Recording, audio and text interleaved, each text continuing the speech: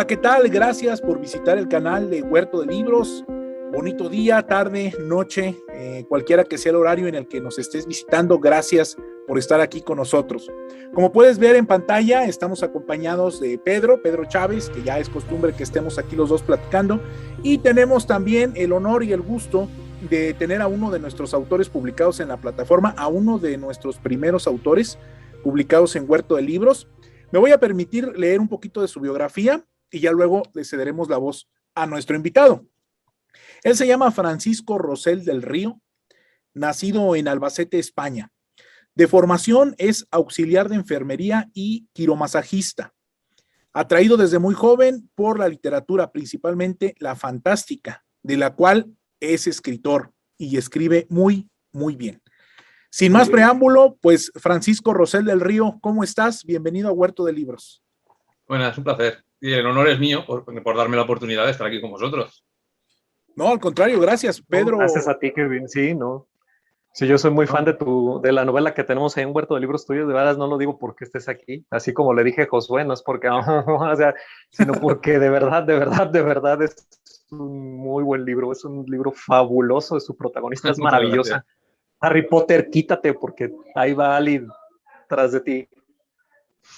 Pues precisamente Pedro, Francisco, yo creo que es quien mejor conoce, bueno, aparte de ti, ¿verdad? Quien mejor conoce tu historia, ¿verdad? De La Ciudad Cambiante, porque él fue el editor a cargo de trabajar tu obra.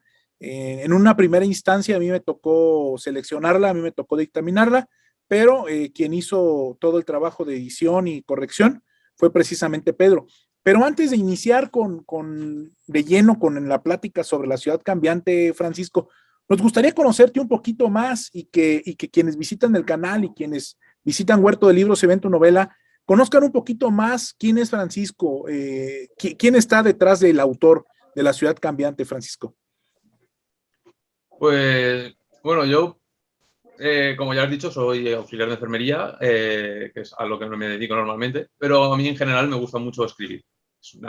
Desde muchos años, desde pequeño siempre escribo, aunque normalmente es solo para mí, no lo hago por simple placer y diversión, es muy terapéutico y me relaja mucho poder escribir.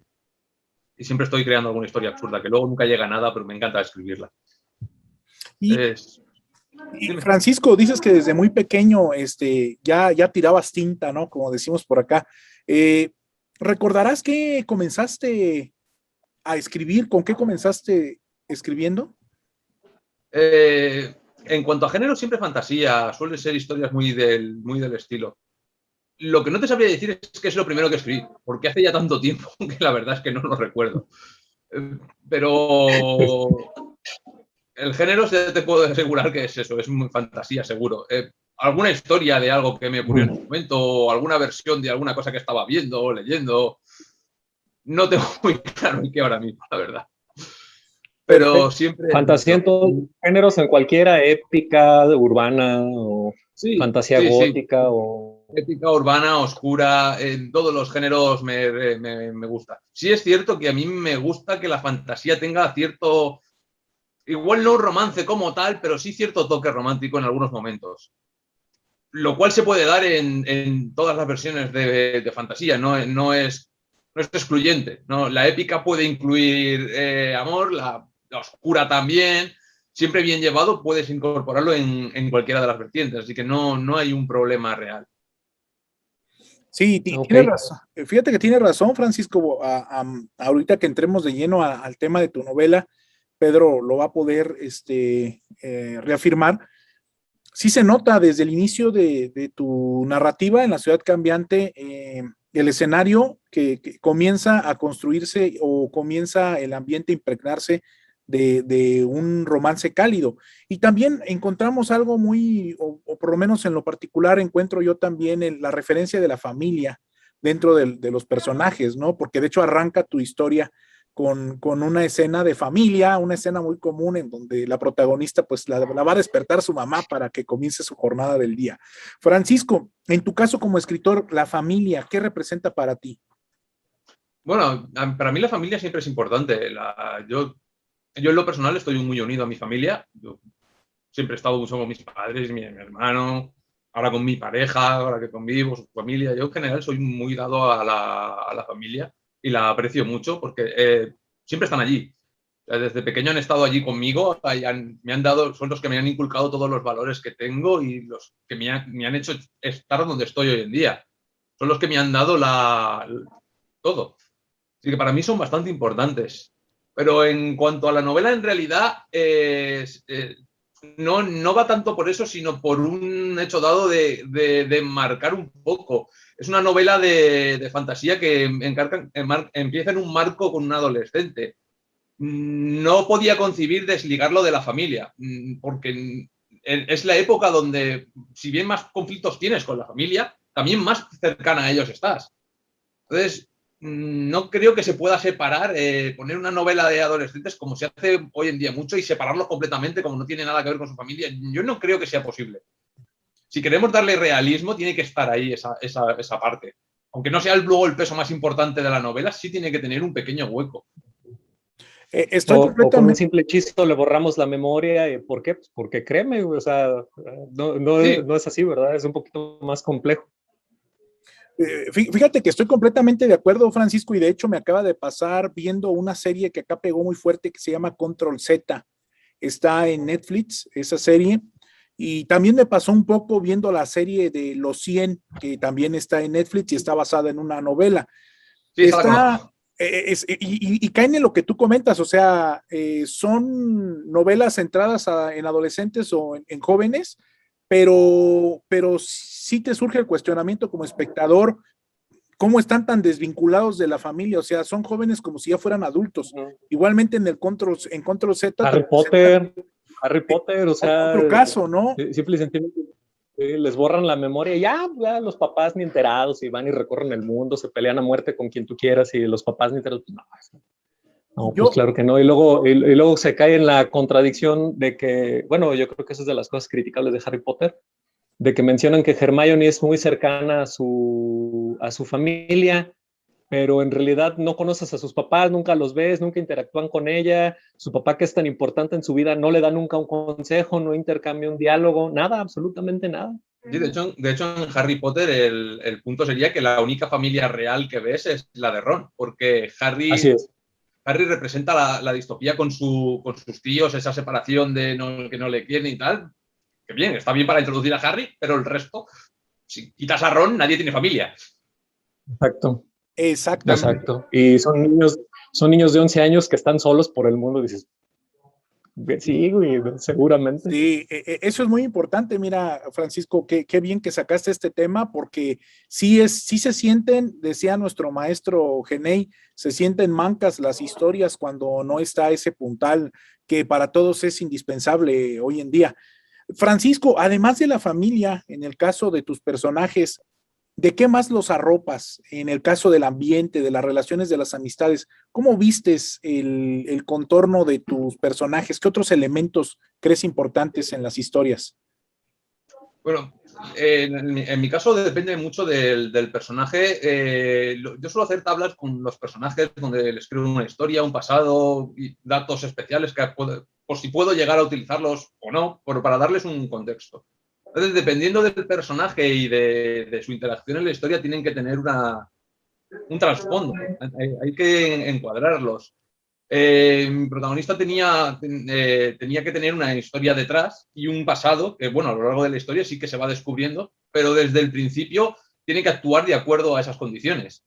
Aunque el lector no lo sepa, yo como autor tengo que tener presente todos, desde su familia hasta la relación que tiene con su mejor amiga, los enfados que tiene con los compañeros, cómo El afecta crush. todo. Eh, Es, Francisco, y en esta tesitura que comentas, entonces tú en este encuadre que haces previo a la escritura, ¿sí tiendes a usar alguna escaleta o hacer algún diagrama? Más que diagrama, yo me creo propias tablas que me creo yo en Word normalmente, donde cojo series de datos importantes. Yo apunto pues, desde la altura, el peso y datos así simples que realmente no importan tanto, pero que ahí están, hasta crearles un pequeño trasfondo de pues, relaciones familiares, amistades, hasta si tienen algún dato importante de sucesos del pasado, todo tipo de datos que podrían llegar a ser importantes, simplemente que a mí se me ocurre en ese momento que podrían importar. Hay con algunos personajes que he llegado a poner hasta sus comidas favoritas, que no importa nada. Pero por si acaso en algún momento es necesario, siempre es bueno tener datos dados para tener una relación con el personaje y conocerlo tú mismo como autor, porque a la hora de escribir, ese personaje te va a narrar lo que le sucede. Y es necesario que conocer a ese personaje para poder seguirlo. Creo que ahí está una de las respuestas al por qué cuando uno lee La ciudad cambiante te sientes seguro como lector desde el inicio. Eso lo escuchaba hace poquito de un cuentista mexicano que se llama Eduardo Antonio Parra, que vamos a tener el gusto, Pedro y yo, de tener un taller con él de 6 meses. Él decía esto que tú comentas, Francisco, decía que cuando el lector percibe en las historias una falta de continuidad o una inseguridad en la pluma del autor porque no redondea completo a sus personajes, es cuando se tiende a abandonar las historias. Entonces yo cuando comencé a leer los primeros capítulos de tu novela, yo me entregué por completo a la historia de la protagonista porque la sentí real, precisamente por esta vestimenta que a lo mejor no se nota explícitamente, tú no lo dices explícitamente, pero intrínsecamente se nota en el personaje cuando lo presentas. ¿No es así, Pedro? Sí, sí, así es. Es un personaje muy redondo, muy real. Es la chica que podría ser la de la siguiente puerta. ¿Y por qué le tocó a ella? Lo dices, sí lo mencionas a lo largo de la novela. Nada más, ¿por qué? Porque le tocó, no es descendiente de ningún mago famoso, no es nadie especial, no es una reina, no es nada absolutamente de las historias de fantasía que a ella le gusta, simple y sencillamente es una chica común y corriente. Es un gran personaje y su evolución, la evolución que tiene es fabulosa, la verdad. Se ve un gran personaje, yo soy muy fan de Ali, muy fan, De hecho, me encantó. Lo he mencionado alguna vez, es que cuando yo creé Alicia no lo hice con intención de que cayera bien, algo que de hecho alguna vez me han echado en cara, que es que la protagonista puede llegar a ser pesada o un poco insoportable, pero es que al fin y al cabo es un adolescente. Sí, es su actitud. Además, sí, bueno, tú que has leído el libro, sabes que a lo largo del libro se van dando explicaciones de ciertas cosas que ella hace y ciertos comportamientos que tiene. Claro, no lo voy a decir por no va a haber spoiler. Pero claro, el personaje tiene que actuar de acuerdo a todo eso. Entonces, no tenía intenciones, no era necesario que tuviera que caer bien en general. O sea, puedes empatizar o no. Pero tenía el que te diga, el que se queje de los berrinches que luego hace Ali es porque ya no se acuerda cuando fue adolescente, güey. Si todavía de adultos los hacemos, si todavía de adultos nos echamos nuestras pataletas, pues por supuesto que un adolescente de esa edad y en el contexto que ya tiene que soportar, pues las va a tener, ¿no? O sea, es perfectamente normal y perfectamente entendible. No, ni les hagas caso, ¿eh? Tú mantente leal a ti mismo y cree en tu personaje porque es un muy buen personaje. Tú plantea la historia y que a los demás la disfruten o no la disfruten. Ese no es asunto tuyo. Tú déjate ir como gordita en tobogán. Bueno, ya lo dije, que en realidad o sea, mi intención es que fuera real. Si cae bien o cae mal, pues como todas las personas en la vida real, no todo el mundo te va a caer bien y todo el mundo te va a caer mal. Así es. Ya que cada cual lo interprete como le guste.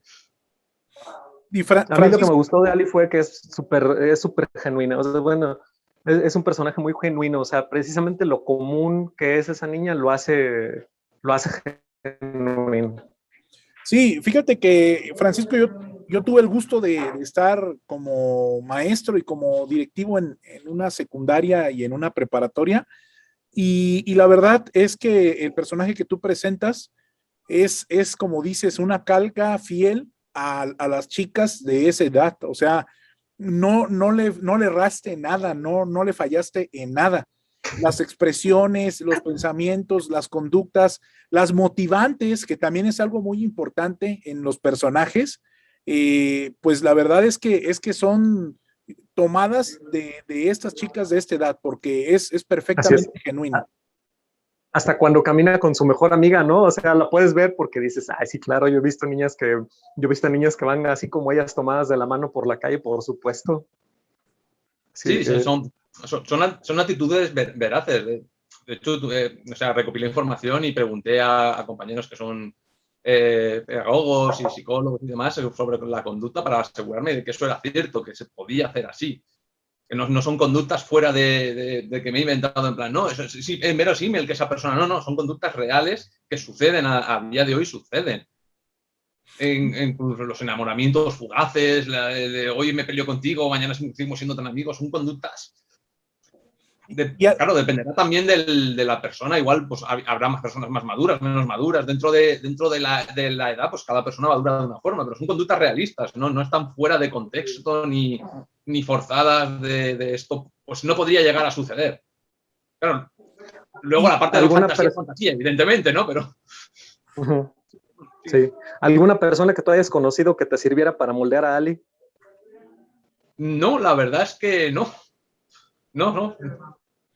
Oye, Francisco, y en esto que comentas, el tiempo, porque es una novela entera, es una novela extensa, no tan extensa, pero sí es una novela extensa, que yo creo que sí se justifica cada capítulo, cada página.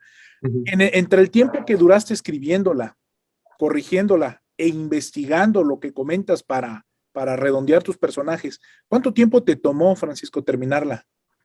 Pues es una pregunta complicada, porque la empecé hace muchos años y la dejé aparcada. Okay. Suele pasar.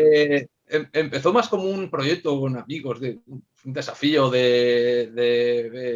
de estos desafíos que surgían de escribir una novela en un mes y cosas así, que nunca se terminan porque es imposible, es materialmente imposible. No creo que nadie sea capaz de conseguir algo así. Y con la extensión que tiene tu novela, no. No, una novela en un mes no es imposible. Igual hay alguien que lo consigue, yo no sería capaz. Pero bueno, y entre el ir y venir, Francisco, desde que pusiste la primera letra hasta que la terminaste, ¿cuánto le estimas haberle invertido de tiempo? A ver, en tiempo real, a lo mejor un año y medio entre ponerte, escribir y tal. En margen de tiempo de que concebí hasta que la terminé, bastante más.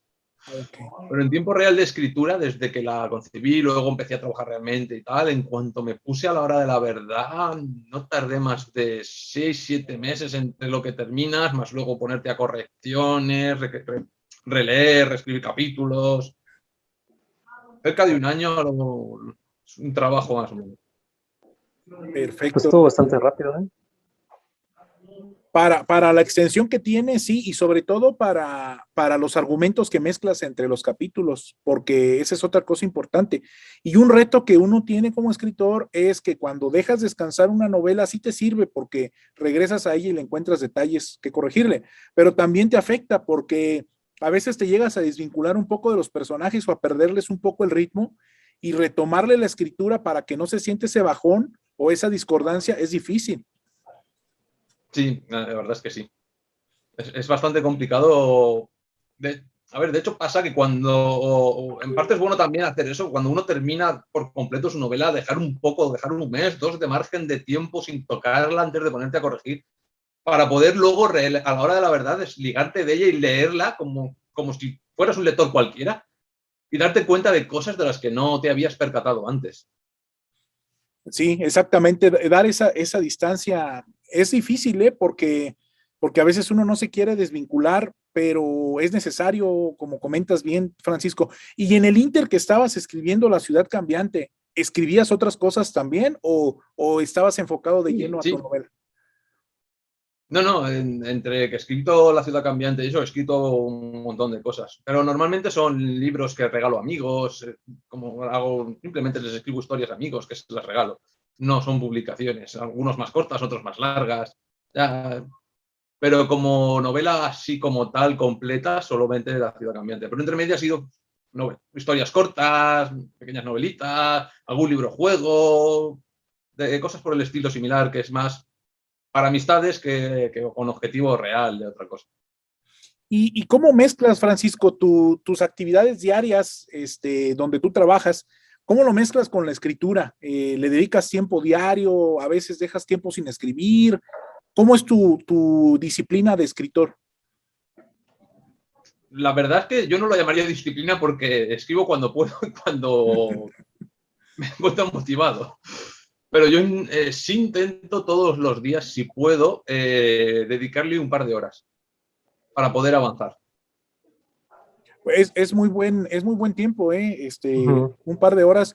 La verdad es que para los escritores nos contamos, Pedro y yo, en este grupo también, que tenemos que combinar nuestro gusto por la escritura con nuestro trabajo. A veces es difícil tener el tiempo o las energías para escribir. Hay que llevar la chuleta a casa, viejo, si no. Exactamente. Sí, además puedes estar en la calle, tener una idea y en ese momento no estás escribiendo y luego llegas y se te ha ido todo. Son dos fases que ocurren muy a menudo.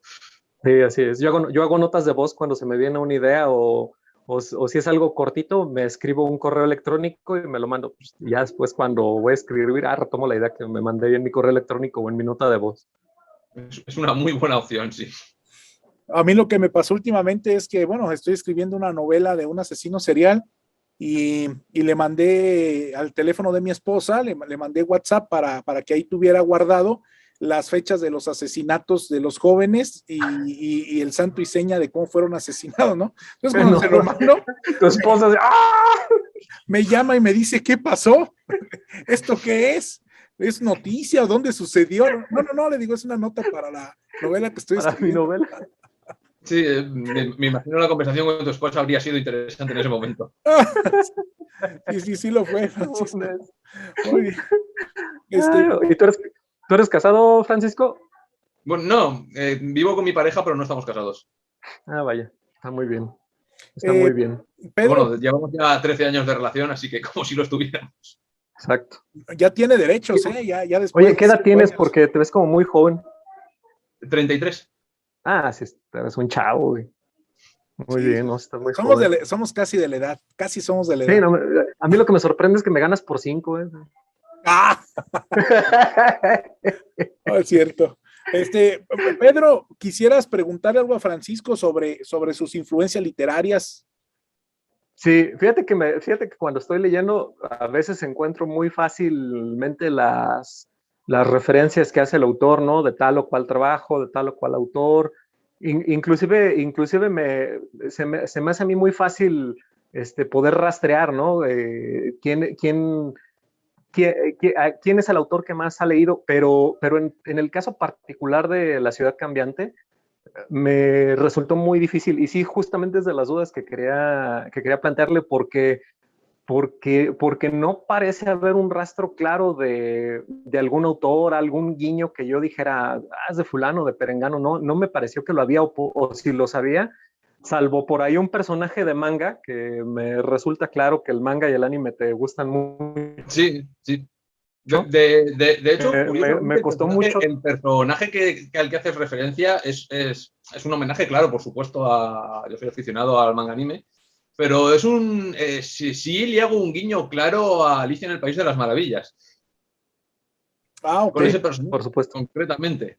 O sea, no voy a decir qué personaje es, pero como tú ya lo conoces, pues se sigue un claro guiño con ese personaje al País de las Maravillas. Pero porque es una novela que personalmente me encanta. De hecho, el protagonista se llama así precisamente por las Maravillas. Sí. En cuanto a autores que me sirvan de referencia, Ursula K. Le Guin, no sé si la conoces, autora de sí, Cuentos de Terramar. Cuentos de Terramar, ¿cómo no? Es de mis maestras favoritas.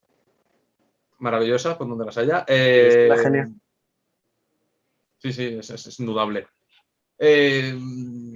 Tengo muchos, a ver, depende de si hablemos de fantasía clásica o moderna, tengo varios autores que me sirven mucho de referencia. Neil Gaiman es uno de mis autores favoritos, me encanta su pluma, tiene una imaginación y un saber hacer que es impresionante. Luego la autora española que se llama Laura Gallego también tiene un toque que me gusta mucho. ¿Los motos rojos tienen algo que ver con Gaiman, ahorita que lo estás mencionando? No. Ya sabes, los personajes de los ojos rojos. Sí, no, la verdad es que no. De pronto me pareció ver algo y dije, a lo mejor por ahí. Sí. No, la verdad es que no. Lo de los ojos rojos en realidad no venía por nada, no sé, se me ocurrió así. Ahora que lo mencionas, quizás sí, ¿sabes? Podría venir de ahí. No he caído, ni yo caí en su momento, pero no.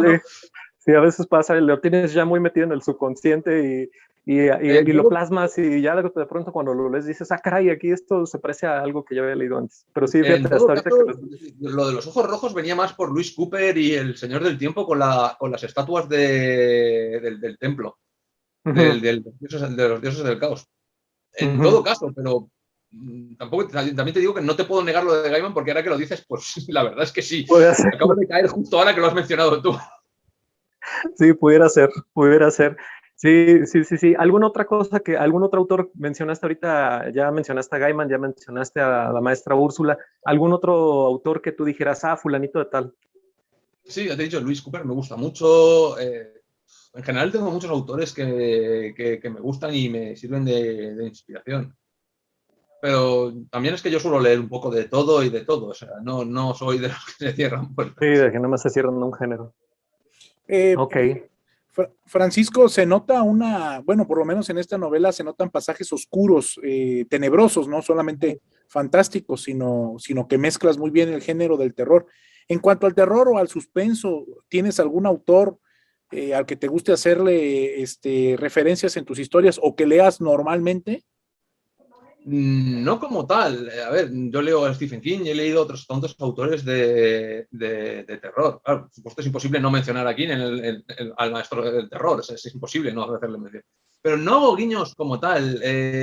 Cuando yo concibo escenas más oscuras, me acuerdo más de Tolkien con momentos de batallas bastante cruentos donde se cebaba mucho a la hora de no cortarse describiendo batallas, de personajes.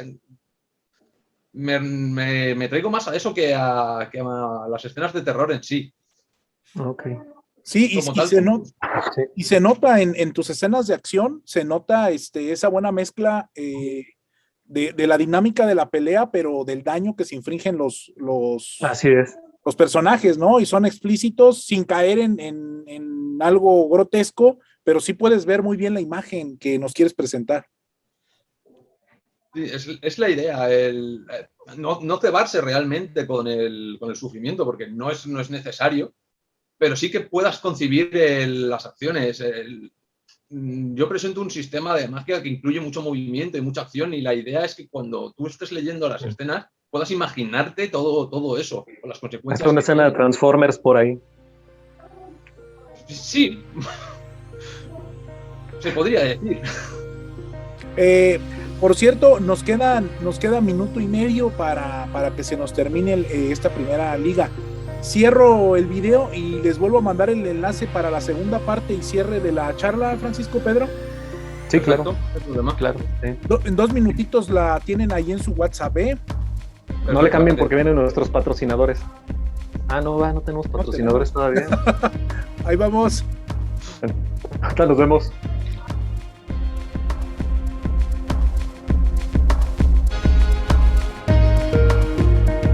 Pues ya estamos de regreso, gracias por quedarte con nosotros durante el corte comercial. Si eres muy joven, y a nuestros patrocinadores también. Vamos a ver qué patrocinadores van apareciendo en el corte. Si eres muy joven, seguramente no te gustan los comerciales ni la publicidad en los videos, pero pues bueno, así es esto, ¿verdad? Pues estamos de regreso ya nuevamente con Francisco, con Pedro. Y pues bueno, Pedro, ¿qué te parece si entramos de lleno a preguntarle a Francisco todo sobre su novela, cuidando no hacer Oh, sí, yo. Sí, es que le digo a Juanjo que gracias, que le agradezco la oportunidad que me dio con esta novela porque es oro molido, de verdad es oro molido, la ciudad cambiante. Soy tan fan que el otro día estaba platicando en Instagram con Francisco y yo ya empecé mi cast de personajes para la serie de televisión, O sea, yo ya le comenté por ahí de un actor español que a mí me encantaría que fuera uno de sus personajes, no voy a decir quién, pero, por cierto, la pelea con ese personaje está genial, te quedó genial. Pero sí, no, yo soy muy fan de La Ciudad Cambiante, yo lo digo sin pudor alguno, a mí me parece que es una novela de fantasía que cambia muchos paradigmas de los que existen en el género, y de veras que sí, J.K. Rowling debería estar temblando ahorita con esta novela en cuanto la lea, va a decir, ¿por qué no se me ocurrió a mí? ¿Por qué no se me ocurrió esta idea a mí? Ya nos hablaste un poquito de tus influencias, órale. déjate ir como gordita en tobogán. ¿Qué onda con la ciudad cambiante? ¿Cuál fue la inspiración? ¿Cuándo dijiste, esta es la historia que quiero? Porque así quiero que sea mi niña, así quiero que evolucione. Y el final, no nos digas el final, nomás te digo que el final está genial. El final está genial, nada más digo, y quiero que llegue hasta acá. ¿En qué momento dijiste, quiero que llegue hasta acá esta niña? Pues la verdad es que lo único que tenía claro cuando me puse a escribir es el final. Ajá. Era lo único que tenía claro. ¿La pelea final o el final final? El final final. Ok. El final final. Okay. De hecho, como lo he dicho antes, que yo escribía el trasfondo de los personajes antes de escribir el libro, luego tenía claro lo que pasaba al final. Todo lo demás, o sea, fue improvisando y el personaje decía, iban por donde tiraban los tiros en ese momento, pero el final estaba claro. Ajá. Era lo único que tenía muy claro. Y era lo único que me por eso es tan bueno, porque de ahí empezaste, por eso es tan bueno ese final, por eso es tan bueno, porque de ahí empezaste, fíjate, por eso es tan bueno, es que es lo mejor de todo el libro, no lo ves venir, no simple y sencillamente no lo ves venir, es una maravilla, es una maldita maravilla. La estás leyendo esa parte y dices, bueno, es normal, ya pasó la pelea chida, pues nos ponemos aquí tranquilitos, pero de pronto lo que haces es que uno está tranquilo y sientes claramente cómo sale tu mano desde el libro de ¡guapa! Te dan una cachetada y dices, ¿qué onda con esto? ¿Qué pasó aquí?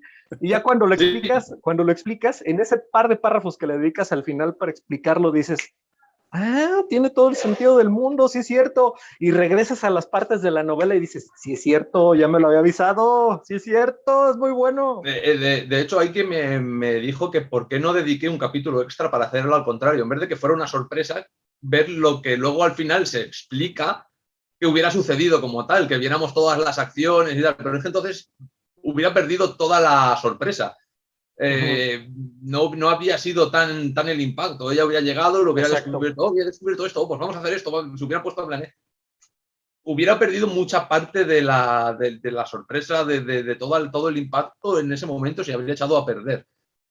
Entonces creo que era mejor hacerlo de esta manera que proceder dándole otro capítulo más para explicativo y demás, que no era tan necesario. Sí, fue una gran decisión, de veras que fue una gran decisión y pues de veras que por eso es tan bueno. Qué bueno como lo explicas de esa forma, porque eso explica por qué ese final es tan bueno. Leí algunos de los comentarios que te hicieron en Instagram y la verdad, sí, no les hagas caso. De verdad ese final es grandioso, es épico, es lo mejor que puede haber en esa novela. O sea, si de por sí yo era muy fan de la novela, desde que la estaba leyendo, todo el cuerpo, el desarrollo, las aventuras que pasa Ali, las batallas entre magos que también son geniales. Pero cuando llegué al final, de verdad fue así como que, ¡oh Dios! ¡Qué final tan bueno! Yo estaba en el cielo después de haberla leído por completo. Cerré las páginas y así fue como, ¡ay Dios! Acabo de leer una joya, acabo de leer algo que va a cambiar la historia de la fantasía por siempre, de verdad, soy muy fan de tu novela. El punto es que es eso, ¿ves? Una vez que llegas al final, cuando vuelves a mirar las cosas que han pasado antes, entonces todo tiene una explicación. Así es. Por eso hay momentos en los que digo, claro, la protagonista no tiene por qué caerte bien porque tú no entiendes muchas de las cosas que tienen que pasar. Así es. Claro, hay que llegar hasta el final para entender todo lo que ha sucedido y entonces volver bueno, quizás no volverlo a leer, pero pueden pensar en plan, bueno, es que es cierto, al principio ya se avisa, ya se dice, hey, pasa esto. El problema es no querer verlo, pero de hecho está ahí. Es que no lo quieres ver, exacto, no lo quieres ver hasta que llega el final y dices, sí, cierto, pobre chava. Es como la típica serie que llega el asesino y te dice, oye, soy el asesino, y tú no te lo quieres creer hasta que te clava el cuchillo. Bueno, pero te avisó. Fíjate, Francisco, que aquí hay dos cosas bien importantes a resaltar. La primera es que se ha escrito tanto sobre el género de fantasía y se ha usado tanto ciertas figuras en la narrativa de las historias de fantasía que sorprender al lector es difícil. Y lo que muchos especialistas dicen es que lo que sorprende al lector en un libro de ficción, sea terror, fantasía, thriller, ya no es tanto el hecho fantástico o el hecho terrorífico, sino son los personajes en su esencia personal. Son los personajes como humanos, como una persona que se conduce de cierta forma. Cuando tú escribiste La ciudad cambiante, ¿tenías presente esto o simplemente el personaje se te fue formando conforme tú ibas escribiendo? A ver, sí, no. Yo tenía presente el tipo de novela que quería hacer. Yo quería algo más urbano y más juvenil, que no fuera tan arduo de leer, que fuera más sencillo. Entonces, si coges el género urbano, tienes que darle ese toque urbano. Y el toque urbano implica que los personajes tienen que ser cercanos, tienen que ser diarios. No puedes hacer una fantasía urbana. Bueno, a ver, se puede, ¿no? Pero no puedes hacer una fantasía urbana y meterte en una novela con orcos, porque no tendría ese toque cercano. Sí es posible hacerlo, pero realmente no tendrías ese toque real. Entonces, si quieres hacer si quieres hacer, tú coges Harry Potter, tienes que creer que esos personajes están ahí. Su día a día, su colegio y tal. Si tú le quitas esa esencia, en realidad no estás vendiendo algo completamente distinto. Entonces, esa realidad tenía que estar y los personajes tenían que tener ese toque humano. Fíjate que eso que comentas es muy importante, Francisco, porque a veces en el escritor, en la cabeza del escritor que escribe el género fantástico o de terror, pero toma elementos antiguos de la narrativa, el reto que tiene es llevarlos al presente y como tú dices, aquí el contexto urbano es el que termina condicionando el cómo va a hablar el personaje, cómo se va a vestir, cómo se va a comportar, de quién se va a rodear. En este sentido, el contexto, el entorno urbano, Francisco, que tú construyes, precisamente pues se llama La ciudad cambiante, ¿no? Este entorno urbano, ¿de dónde te inspiraste o qué te influyó para construir el escenario, ¿no? Bueno, La ciudad cambiante en sí como escenario es una mezcla de muchas cosas. Es como el idílico de la fantasía. Es un sitio donde yo quería mezclar ese toque urbano con el toque de fantasía justo. O sea, tenía que estar todo bien unido. Entonces, La ciudad cambiante es un punto de unión de ambas cosas. Es la unión de puede coger los toques modernos y tanto los toques antiguos. Coincide todo. No era excluir nada, sino juntarlo todo para darle una ambientación real. Que los personajes encajaran dentro de ese sitio y te dieran una explicación de por qué es así. Porque la ciudad cambiante no es como es, sin más porque yo me la imaginara así, sino porque, tal y como el libro te explica, se crea de una forma concreta. Los personajes son los que definen cómo es el sitio donde están. Y evidentemente, si tú coges elementos de fantasía yo qué sé, no puedes coger a un elfo que tenga 5.000 años y mezclarlo con un personaje que tiene 15 y hacer que su entorno sea el mismo porque no tendría ningún sentido. Entonces yo mezclé eso para que tuviera un punto de unión. O sea, que todo pueda convivir y tenga un sentido real. Y fíjate que conseguir ese conector es difícil, ¿eh? Es muy difícil, porque o nos cargamos hacia lo tradicional y antiguo en la historia, o nos olvidamos de eso y nos cargamos en lo moderno. Y entonces no hay esa comunión de escenarios que en tu novela, y Pedro, no sé qué opina al respecto, la ciudad cambiante y el entorno se siente como otro personaje vivo dentro de la narrativa, ¿no es así, Pedro? ¿Tú cómo lo percibiste?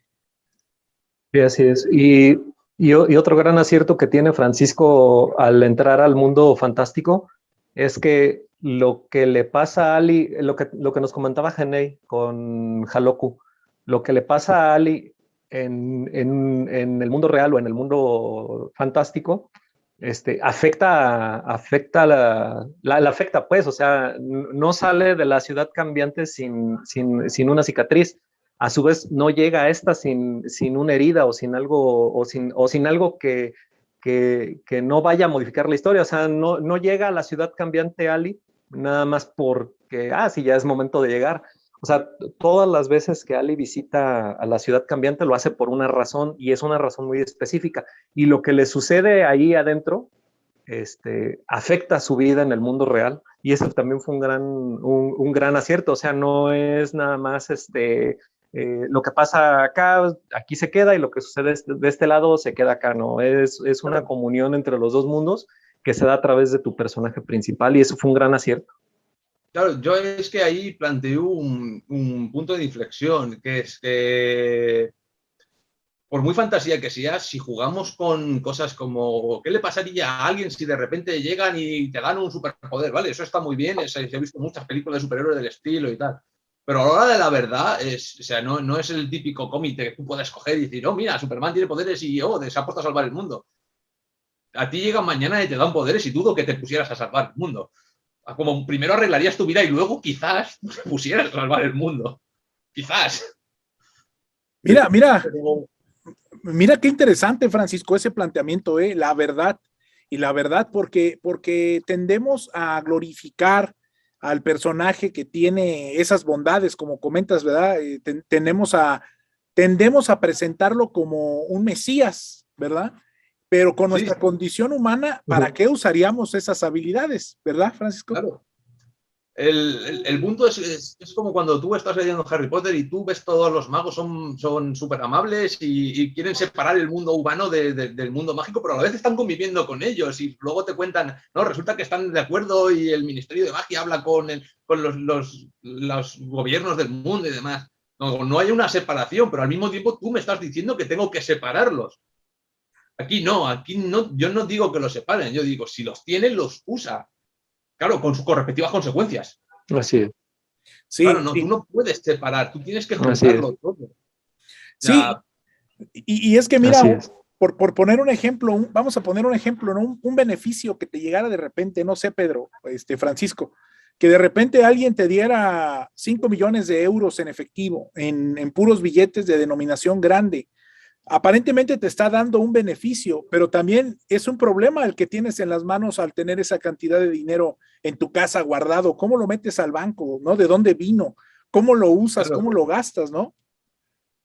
Sí, la verdad es que es un muy, muy buen ejemplo. A ti te ha llegado esa cantidad de dinero y evidentemente lo vas a usar. O sea, ese dinero no se va a quedar ahí en plan, no, lo voy a dedicar a contemplarlo, ¿no? O sea, vamos a ver, lo vas a usar y no lo vas a usar para dar de comer a la primera persona que veas. O sea, Sí. probablemente lo primero que es a un coche o salvar, o yo qué sé, o sea, arreglarías tu vida primero y luego si te sobra, entonces seguramente ayudes a alguien. Sí. Pero sí, me sobra. Vas y le compras unos aretes a tu esposa, luego vas y le compras unos juguetes a los niños, tú te compras el PlayStation y dices, después vemos qué arreglamos con esto. Fíjate, claro, pero ese es el punto. O sea, el ser humano, a ver, habrá de todo en esta vida. Supongo que sí habrá gente que lo haga, ¿no? Que directamente le llegue algo y diga, pues pienso primero en los demás. Pero por término general tenemos ese pequeño toque egoísta de si nos toca un beneficio o algo, no intentaremos causar un mal a los demás, porque no estamos hablando de causar un mal a los demás, pero evidentemente pensaremos en nosotros. Nosotros iremos antes que el resto del mundo. Y luego, sí, así es. Y luego, Francisco, surge un conflicto, ¿no? O sea, yo pienso en este mismo ejemplo del dinero, por lo menos hablando desde mí. Sí, yo primero me atascaría con el dinero y me daría gusto, pero yo pienso que después me llegaría una cruda moral. O sea, yo pienso que después sí me generaría un conflicto el habérmelo gastado para mí, pero ya no podría hacer nada porque ya me lo gasté, ¿no? Sí, sería el punto. Una vez que ya te lo hayas gastado, entonces la moral seguramente entra en juego. Claro, pero ya un poco tarde, ¿no? Pero claro, después entraría.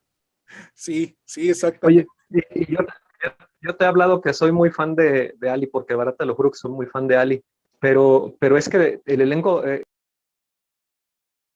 ¿Te silenciaste, Pedro? Sí, se le ha silenciado el... ¿Sí me oyen? Porque ahora perdí sí. el audio. Perfecto. Ok, entonces el elenco es genial. Platícanos del elenco, ¿cómo lo escogiste? ¿Cómo dijiste? El fanático del anime, el guapote, las que la odian, etcétera, porque es un gran elenco, de verdad es un gran elenco el que acompaña a Ali.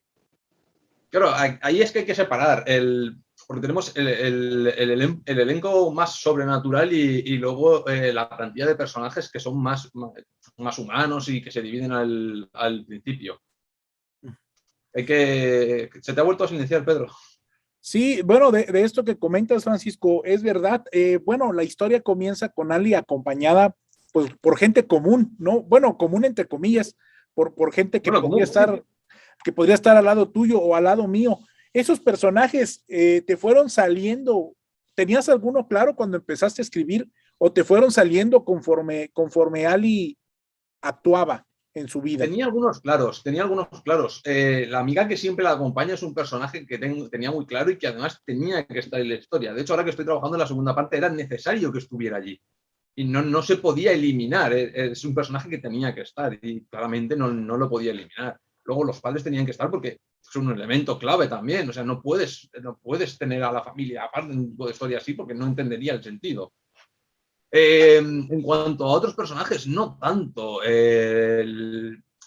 La rivalidad de las amigas del principio de instituto, son personajes más tipo, ¿sabes? El personaje de siempre está esa rivalidad entre unos y otros, no eran personajes tan definidos. O sea, sabía que tenían que estar un tipo de personaje así, porque son muy comunes en las historias, bueno, en las historias y en la vida real en general, ¿no? Esa rivalidad de instituto entre amigos, entre compañeros y demás, son cosas muy clave que tienen que estar siempre. Eh, Pero esos fueron más improvisados. Perfecto, perfecto. La verdad es que creo yo que cada uno aparece en el momento justo. La verdad es que tú le das buen descanso al aliento de la narradora, le das buen descanso alternando las acciones con los personajes que van interactuando, ¿no? O sea, creo que tienes muy buen timing para decir, ya habló suficiente, ya la mostré suficiente, ahora, requiere o tiene que aparecer este personaje y aportarle esto a la historia. Creo que ahí tienes muy buen timing, Francisco, para ayudar el peso de la historia, distribuirlo en partes equitativas.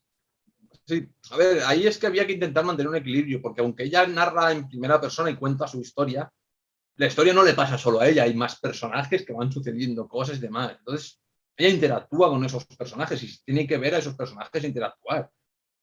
No puedes saturar a un lector donde el protagonista, por muy protagonista que sea, lo hace todo. Hay un momento en el que los personajes tienen que derivar y permitir. Y claro, está claro que el protagonista va a tener la mayor carga.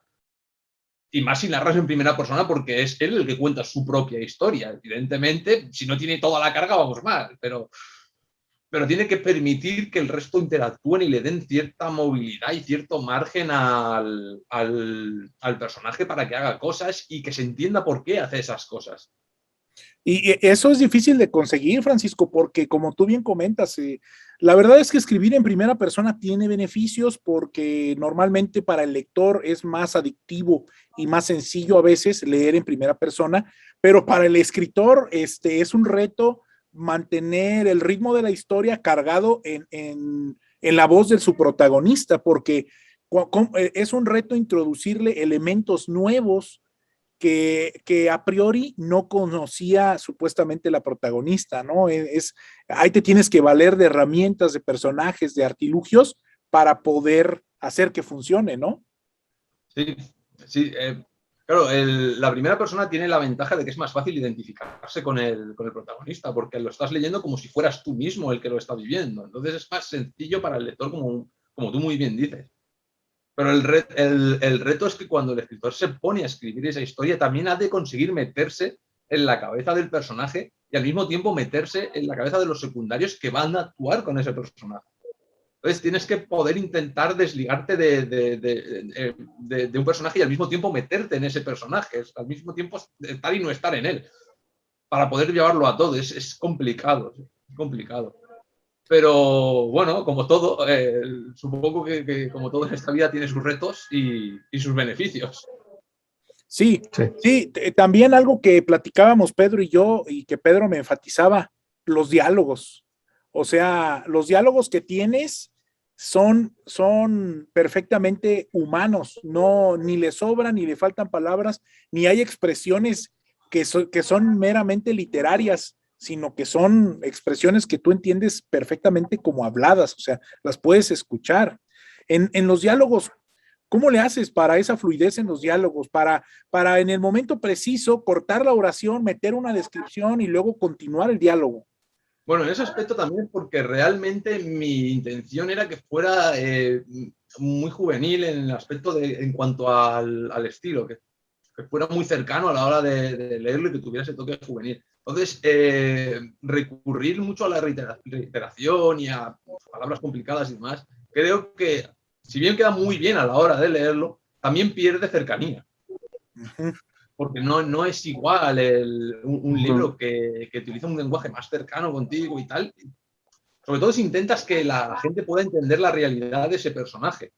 Claro, si tú quieres hacer que tu personaje parezca un marciano, pues igual te da igual, ¿no? No tienes ese punto en el que meterte. Pero si quieres intentar que haya una cercanía y una intención de que más realidad, hay que intentar escoger siempre el lenguaje como si la conversación la estuvieras teniendo tú. Perfecto. Sí, ahorita que... ¿Mande? Sí. Adelante, Francisco. Es que no te digo, oigo ruido, no, creo que Pedro tiene... Sí, Pedro, se alcanza a filtrar un poquito el... Como que Radio Pasillo se escucha. Sí, se le escucha un poquillo y no te llegaba a oír, perdona. Una disculpa. Espérame tantito, voy a cerrar la calle ahorita que vaya a hacer una pregunta. Sale. Pues sí, mira, de esto que comentas, Francisco, es verdad, y para ejemplificar, pues basta ver la película de Terminator, ¿no? Y escuchar hablar al Terminator con Arnold Schwarzenegger, en donde sus diálogos son completamente robotizados, ¿no? Y creo que es así debe de funcionar en su personaje. Claro, si tú quieres crear un robot, tiene que parecer un robot. Y la forma que tienes que hacerlo es esa, intentar que sus diálogos sean muy robóticos, muy estereotipos, muy frases predefinidas. Claro, a ver, tienes que darle su punto de carisma porque si no nadie vería la película o nadie leería el libro. O sea, tiene que tener su toque de carisma. Pero debe resultar creíble. Y con personajes de un libro igual, tú tienes que intentar en todo momento que parezcan creíbles. Da igual el género que estés escribiendo, no importa si es romántica, no importa si es fantasía, si es terror, si estás haciendo un libro de crímenes. Uh-huh. Claro, tú estabas escribiendo un libro de asesinatos y me imagino que si el asesino habla, no podrá hacerlo como una persona normal y corriente, pero tendrás que intentar darle un toque para que su psicología se note a la hora de expresar sus palabras y de intentar que se vea su motivación y se vea todo. Sí. Igual que si habla un policía, tendrá que actuar de acuerdo para que te parezca que es un policía y tendrá que utilizar un lenguaje más de ese estilo, y claro, que se reconozca. Igual no tienes que ser tan técnico de ponerte a decir códigos de seguridad y cosas así que igual quedar un poco fuera, pero sí un lenguaje más técnico como utilizarías en su profesión y su día a día, más algo que cuando tú lo leas resulte real. Y tienes razón, porque de hecho mi protagonista de la novela que estoy escribiendo ahorita, que Pedro ya ha leído algunos avances, se llama El Hombre de Hielo y precisamente el apodo se lo pone la prensa por su forma de conducirse y de cómo agrede a sus víctimas, ¿no? O sea, es muy insensible y también se tiene que notar cuando tenga sus diálogos. Perfecto, Francisco, pues la verdad, muy enriquecedor. Sí. Oye, y en cuanto al romance del triángulo amoroso que te imaginaste, no vamos a especificar más absolutamente nada, porque precisamente de las cosas que nutren a la literatura son los triángulos amorosos.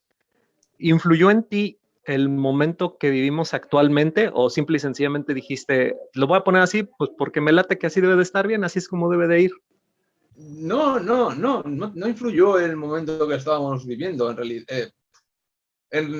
A ver, yo tenía claro una cosa con el triángulo amoroso, que es que no quería escribir un triángulo amoroso. Entonces, sí, soy sincero, los triángulos amorosos me resultan un poco cargantes y además están tan trillados en la literatura que no sorprenden a nadie. Así que mi idea era no crear un triángulo amoroso, aunque lo pareciera. Y ese es el punto que llega a pasar. Sí, vale, se puede decir que hay un triángulo amoroso en cierto momento, pero no hay un triángulo amoroso en ningún momento. El triángulo desaparece casi al mismo tiempo de formarse y que está más como para decir, hey, mira, esto existe. Ah, pues no, resulta que no existe y no es verídico y no es creíble. Ah, ok, ok, interesante, muy interesante, porque y qué bueno que lo mencionas, Francisco, porque hoy en día ya hay muchos tópicos que ya se tienden a usar como para la receta. O sea, ya hay ciertos personajes estereotipados o ciertas tramas secundarias en las historias que pareciera que tienen que ir porque es un libro juvenil, porque es un libro de fantasía o cosas así. Entonces, el reto del escritor está en romper esos esquemas, pero obviamente si tú rompes un esquema, pues tienes que presentar otro, ¿no? O tienes Sí, que claro. apuntalar con otra cosa. Y creo que a veces en la flojera del escritor de pensar formas nuevas recurre a los tópicos comunes. Claro, también es cierto que a veces recurrimos a los tópicos porque están probados y funcionan. Hoy en día innovar es complicado, sobre todo porque tenemos mucha literatura detrás, con muchos grandes autores que, claro, ya pensaron lo mismo que nosotros hace 100 años. Lo mismo que un día nos sentamos a pensar, hoy quiero cambiar este tópico, ese mismo tópico llevaba 100 años escrito, llevaba otros 1000 años escritos y alguien ya lo había pensado e intentó romper los esquemas. Entonces nosotros tenemos que romper un esquema que otro ya ha roto 17 veces. Entonces es muy difícil conseguir alcanzar ese punto. Es complicado llegar a poder lograrlo. Yo creo Pero creo que tú lo logras, Francisco, la verdad, como decía Pedro, tu novela es una novela fantástica, juvenil, con notas de romance, pero creo que el mix que tú hiciste, yo no lo había leído. O sea, ese mix que tú conseguiste ensamblar, al que tú le diste comunión, yo no lo había leído en esas proporciones, con ese ritmo, con esa dinámica. No sé, Pedro, qué opine allí, que él conoce muy bien la historia. Sí, no, precisamente es de las cosas que más me gustan de La Ciudad Cambiante, que es una novela muy, muy original. Lo que dije al principio de que rompe paradigmas, no lo digo como una exageración ni como una hipérbole, es que en realidad rompe paradigmas, en realidad es original, en realidad tiene, yo creo que pone sobre la palestra muchas cosas nuevas, te trae a la cocina ingredientes, sí trae a la cocina ingredientes nuevos, y creo yo que eso es, ay, no sé, ¿qué puedo decir que no haya dicho ya un gran acierto, algo valioso? No sé, palabras me faltan para decirlo, pero es que sí, la idea completa de la novela es súper original, o sea, pocas veces ves un trabajo así de bueno de algo que no quiera estar ligado con lo que habitualmente leemos. Exacto, claro, exactamente. es que es eso. Mi intención era, ya lo digo, el tópico de triángulos amorosos a mí nunca me ha terminado de convencer, y más como se ha llevado en muchas novelas, tiene que haber un triángulo porque tiene que haber un triángulo y es necesario y es obligatorio. Yo quería romper con eso, porque es en plan, vale, pues tiene que haber un triángulo, lo haré, pero lo haré diciendo que no lo hay. Fíjate, o sea, esa es una originalidad en donde es que se vale, o sea, el escritor es más, no sé si sea una obligación del escritor, porque se puede sonar mal, pero cuando logra engañar al lector, creo que el escritor se ha sacado un acierto. O sea, la intención implícita de jugar con ciertas cosas por parte del escritor es que el lector nunca sepa a dónde va, o mejor dicho, que crea que sepa a dónde va, pero que allí no vaya, que ahí no llegue, ¿no? Sí, ese es el punto a lograr. Siempre el clásico plot twist que se llama hoy en día, o la típica sorpresa literaria, son cosas que hoy en día se valoran mucho porque dan un toque de originalidad, de movimiento a la lectura, de poder romper con lo que estás acostumbrado. O sea, que un libro sea predecible no hace que sea malo realmente, pero sí le puede restar bastantes puntos. Porque ya o sea, no hay una sorpresa. Si tú estás leyendo una novela de asesinatos y tienes claro quién es el asesino desde el principio, no hay un misterio. La idea es que te mantengan en vilo hasta el final para que tú puedas decir, oh, mira, me he sorprendido, mira, lo he deducido, pero si desde el principio lo tienes claro, Cierto. bien, pierde un poco como de gracia y de saber hacer. Sí, y creo que ahí está el mérito en este tipo de género de Agatha Christie, ¿no? De que ella sabía esconderte en dulce, aunque te lo estuvo mostrando todo el tiempo, pero sabía escondértelo hasta el final y ya te decía cómo lo había encontrado, ¿no? Exacto, Sí, sí. exacto. Fíjate que si fuera esto gimnasio clavados, tú habrías introducido un ejercicio nuevo, un elemento nuevo a las rutinas y de veras que tiene un gran mérito lo que hiciste con la ciudad cambiante. Ojalá que, digo, si tú ya has comentado que vas a hacer una secuela, Sí. eh, yo, yo, yo no sé si la necesite. Me queda claro que como termina, da pie para no solo para una secuela, sino para una serie igual o más larga que Percy Jackson o cosas por el estilo, ¿no? Este, la historia se explica muy bien por sí sola y el final queda tan abierto que podría ser fácil dejarla ahí. Lo único que sí te recomendaría es te veo, eso lo que yo veo en ti como autor es que estás muy comprometido contigo mismo por todo lo que nos has platicado.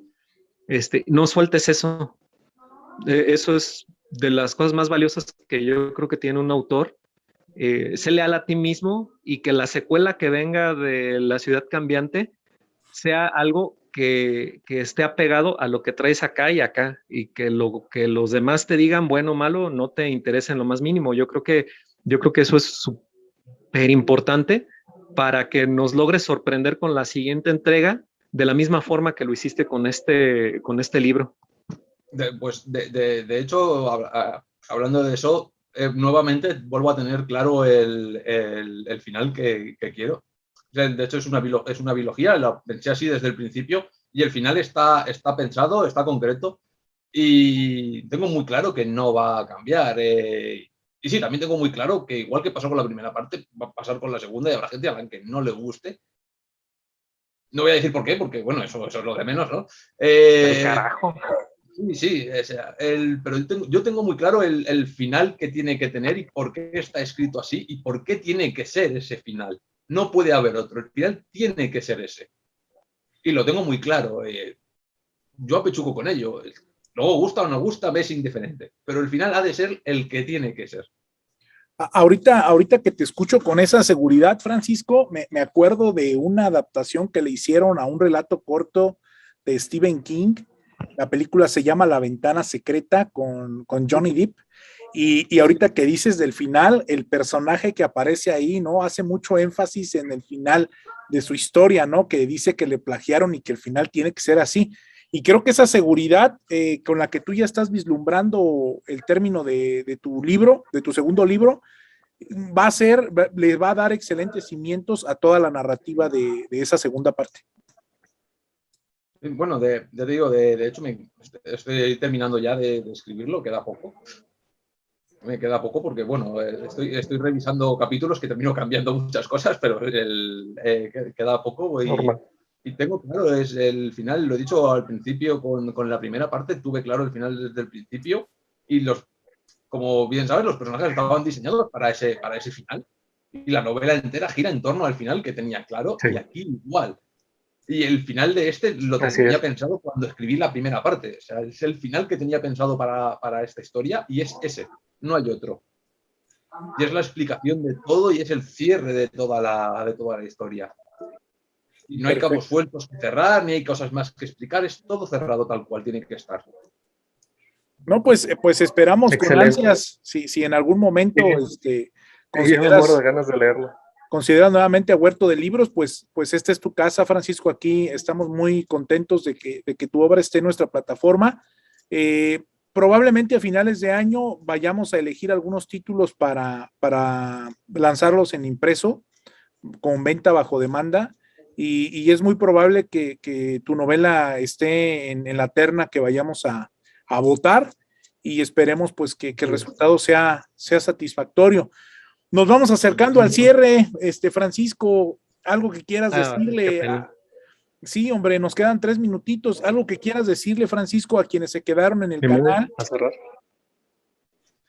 No, lo único que tengo que decir es las gracias por la oportunidad de estar aquí con vosotros y el tiempo que hemos pasado hablando y sobre todo por la oportunidad que me habéis estado dando. Gracias a ti por haber escrito La Ciudad Cambiante. Gracias a ti por leerlo.